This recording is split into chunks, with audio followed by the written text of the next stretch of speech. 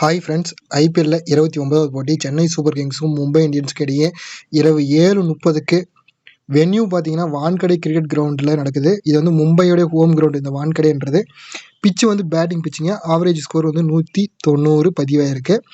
பேட்டிங்கில் பொறுத்த வரைக்கும் இந்த பிச்சில் ஃபஸ்ட் பேட்டிங் பிடிச்சவங்கன்னா 15 முறை வின் பண்ணியிருக்காங்க. ஸோ பேட்டிங் ஃபஸ்ட்டு பிடிக்கிறது எந்த டீமாக இருந்தாலும் அந்த டீம் வின் பண்ணுறதுக்கான வாய்ப்புகள் அதிகமாக இருக்குது இந்த பர்டிகுலர் ரவுண்டில்.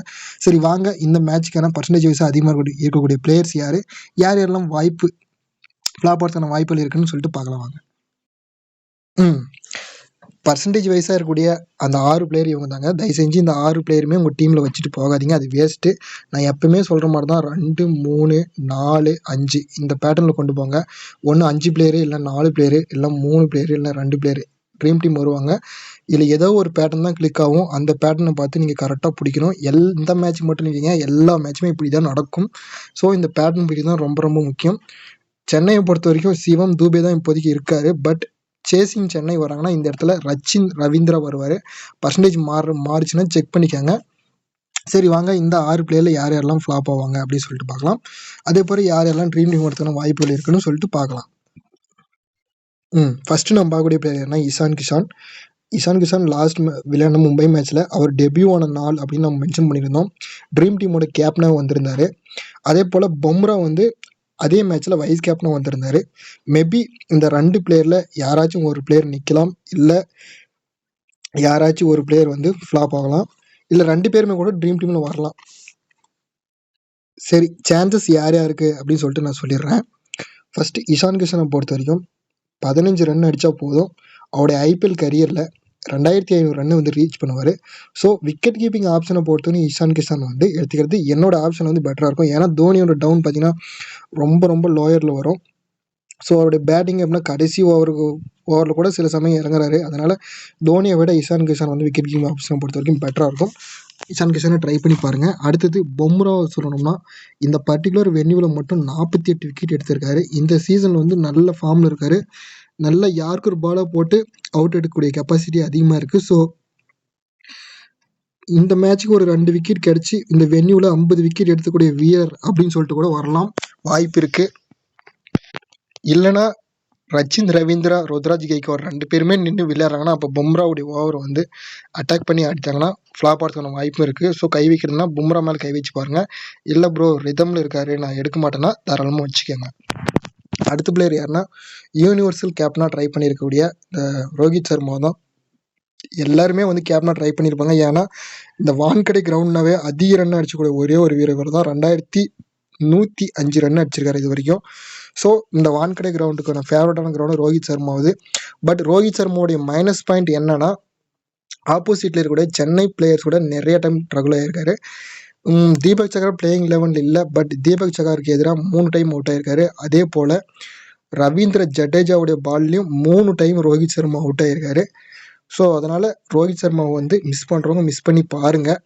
யூனிவர்சல் கேப்டனாக ட்ரை பண்ணியிருக்காங்க, வேணான்லாம் கிடையாது. இந்த மாதிரி ஒரு பெரிய பிளேயர் தான் வந்து மிஸ்டேக்கே பண்ணுவாங்க. நீங்கள் நிறைய மேட்ச் நீங்கள் ஃபாலோ பண்ணி வந்தால் தெரியும். நம்மளுடைய யூசர்ஸ்லாம் வந்து கரெக்டாக கவனமாக பார்த்து ரிமூவ் பண்ணுறாங்க. அந்த மாதிரி நீங்களும் பார்த்து உங்களுடைய ஒப்பீனியனில் டீம் எடுங்க. இந்த மேட்ச்சுக்கான அதிக பர்சன்டேஜ் பிக் யாருன்னா இஷான் கிஷான் தான். வேணும்னா வச்சுக்கோங்க, இல்லைனா ட்ராப் பண்ணி பாருங்கள். ஏன்னா 95% வந்து எடுத்திருக்காங்க. பட் விக்கெட் கீப்பிங் ஆப்ஷனை பொறுத்த வரைக்கும் இஷான் கிஷான் பெட்டராக இருப்பார். அடுத்தது ருத்ராஜ் கெய்க்வாட், தூபே இந்த 2 பிளேயரில் யாராச்சும் ஒரு பிளேயரை வந்து நீங்கள் ட்ராப் பண்ணுற மாதிரி இருக்கும். என்னுடைய ஒப்பீனியன் சொல்லணும்னா ருத்ராஜ் கெய்க்வாடுக்கு ஒரு ரெக்கார்டு இருக்குது. ஸோ அதனால் இவரை ட்ராப் பண்ண வேண்டாம்னு தோணுது.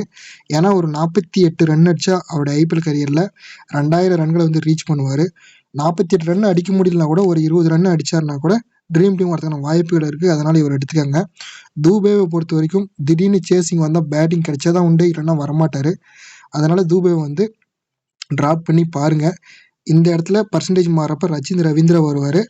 ஒருவேளை சென்னை சேசிங் போனால் ரவீந்திரா வருவார். ஸோ அந்த ஆன் டைமில் செக் பண்ணி பார்த்துக்கோங்க. ரவீந்திரா ஜடேஜா பொறுத்த வரைக்கும் சொல்லணும்னா மும்பைக்கு எதிராக விளையாடக்கூடிய மோஸ்ட் ஆஃப் மேட்சஸில் ட்ரீம் டீம் வராரு. ஸோ கீ பிளேயராக இருப்பார். இவரை மேலே வந்து கொஞ்சம் கை வைக்காதீங்க, ரொம்ப ரொம்ப ரிஸ்க்கு ஒரு மாதிரி கை வைக்கிறது. ஏன்னா இப்போ மும்பையோட பிளேயர்ஸ் இருக்காங்கன்னா மோஸ்ட் ஆஃப் விக்கெட் வந்து ரவீந்திர ஜடேஜா எடுத்துடுறாரு. அதனால் அவர் மேலே கை வைக்க வேண்டாம்.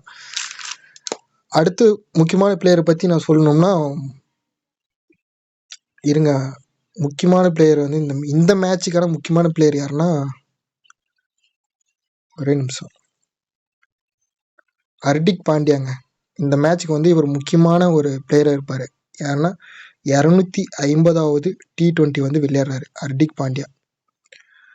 இந்த ஹர்திக் பாண்டியா வந்து குஜராத் பக்கம் கேப்டனாக இருக்கிறப்ப திடீர்னு ஃபஸ்ட்டு 2 ஓவர் போடுவார், திடீர்னு விக்கெட் எடுப்பார்.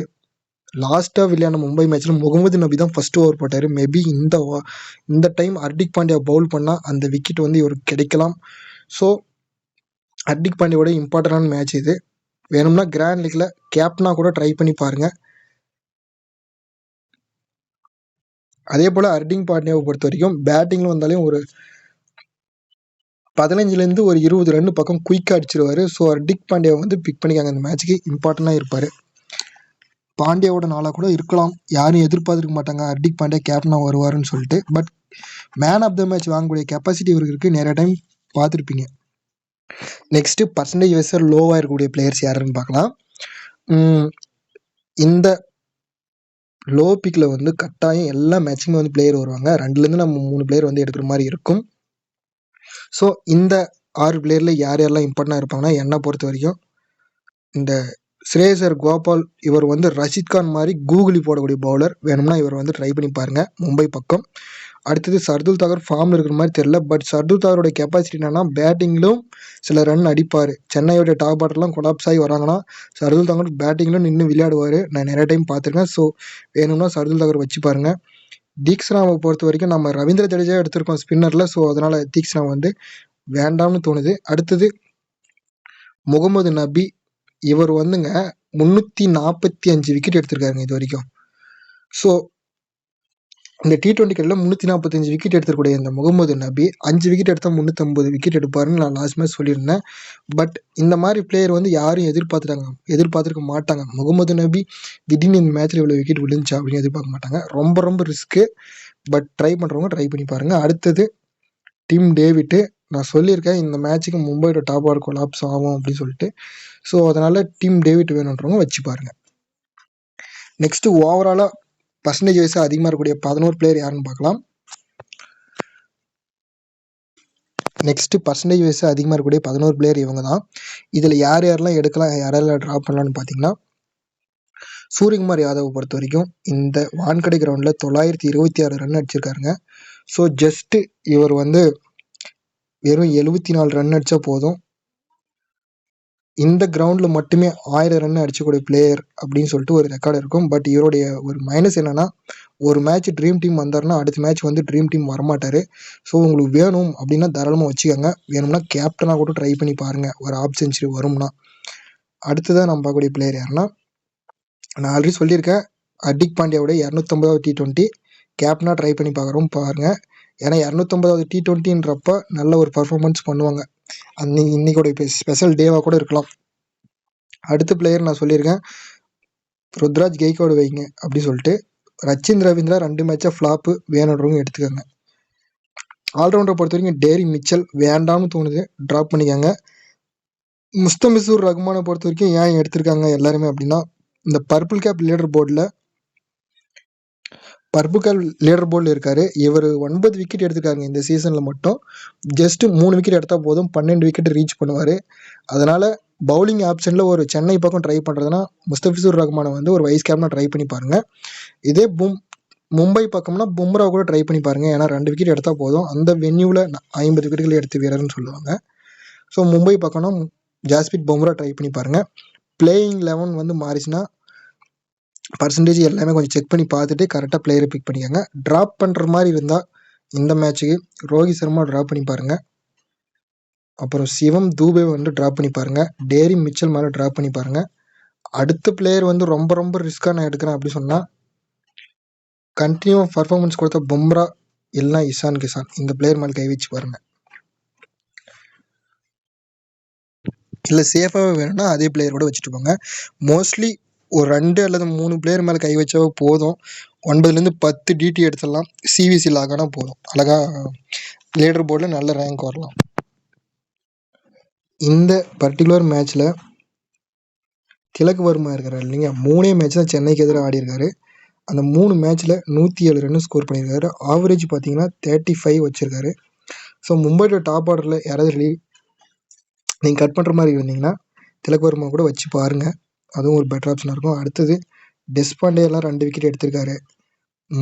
பத்ரினான்னு ஒரு பவுலர் இருப்பார், அவர் பிளேயிங் லெவலில் இருந்தால் அவரை கூட பிக் பண்ணிக்காங்க. ஏன்னா ஒரே மேட்ச்சில் 3 விக்கெட் எடுத்திருக்காரு. 2 டீமை கம்பேர் பண்ணுறப்ப மும்பையோட சென்னையில் வந்து பவுலிங் வந்து நல்ல விக்கெட் எடுத்திருக்காங்க 2 டீமும் மோதும் போது. ஸோ மும்பையோட பவுலர்ஸை விட சென்னை பக்கம் இருக்கக்கூடிய பவுலர்ஸுக்கு மோர் இம்பார்ட்டன்ட் கொடுத்து டீம் மேக் பண்ணுங்கள். வீடியோ பற்றிய கருத்துக்களை கமெண்ட்டில் சொல்லிட்டு போங்க.